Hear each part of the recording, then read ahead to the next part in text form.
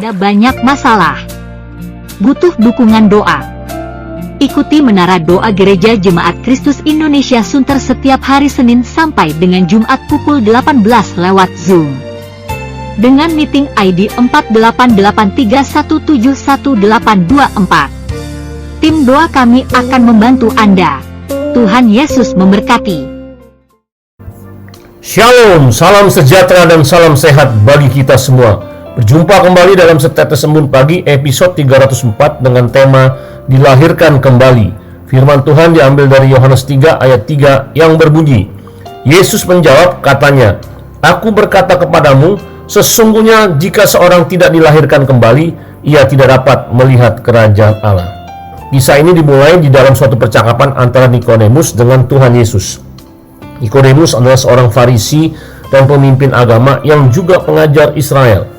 Di ayat ketiga, Yesus menjawab katanya, Aku berkata kepadamu, sesungguhnya jika seorang tidak dilahirkan kembali, ia tidak dapat melihat kerajaan Allah.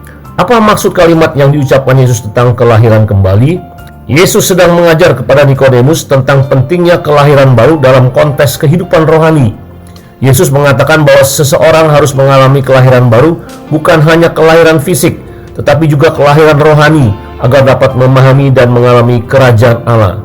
Dengan kata lain, Yesus mengajarkan bahwa untuk menjadi bagian dari kerajaan Allah dan memiliki hubungan yang benar dengan Allah, seseorang harus mengalami perubahan batinnya yang disebut kelahiran baru atau dilahirkan kembali. Bagaimana caranya? Yang pertama adalah pertobatan. Ini adalah langkah pertama dalam kelahiran baru. Seseorang harus menyadari dosa-dosa mereka, menyesalinya dan memutuskan untuk berbalik dari gaya hidup yang bertentangan dengan kehendak Allah. Yang kedua, iman pada Yesus Kristus. Seseorang harus percaya pada Yesus Kristus sebagai juru selamat dan Tuhan mereka. Ini melibatkan keyakinan bahwa kematian dan kebangkitan Yesus memberikan pengampunan dosa dan akses kepada kehidupan yang abadi. Ketiga, penerimaan karya penyelamatan. Dilahirkan kembali juga melibatkan penerimaan karya penyelamatan yang dikerjakan oleh Yesus Kristus di kayu salib. Ini berarti bahwa seseorang percaya bahwa hanya oleh anugerah dan kasih karunia Allah mereka dapat diselamatkan. Keempat, transformasi rohani. Ini adalah perubahan batinia yang terjadi saat seseorang dilahirkan kembali. Mereka menerima Roh Kudus dan memiliki dorongan baru untuk hidup sesuai dengan kehendak Allah. Kelima, masuk ke dalam kerajaan Allah. Dilahirkan kembali memungkinkan seorang untuk melihat dan masuk ke dalam kerajaan Allah. Yohanes 3 ayat 3b dan 5b. Yang berarti mereka memiliki hubungan yang hidup dengan Allah dan menjadi bagian dari komunitas iman Kristen.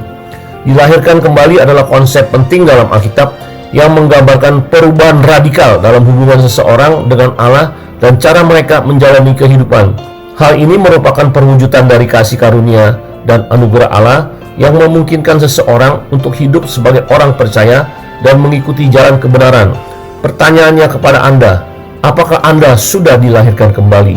Tuhan Yesus memberkati. Mari kita berdoa. Terima kasih Tuhan, Engkau mengingatkan kami untuk masuk dan melihat kerajaan Allah, yaitu surga bersama Engkau dengan jalan dilahirkan kembali. Kami harus bertobat dan menerima Yesus dan hidup kami harus berubah. Tolong Tuhan kami, bimbing kami karena kami tidak mampu melangkah sendiri. Di dalam nama Tuhan Yesus kami berdoa dan mengucap syukur. Haleluya, amin.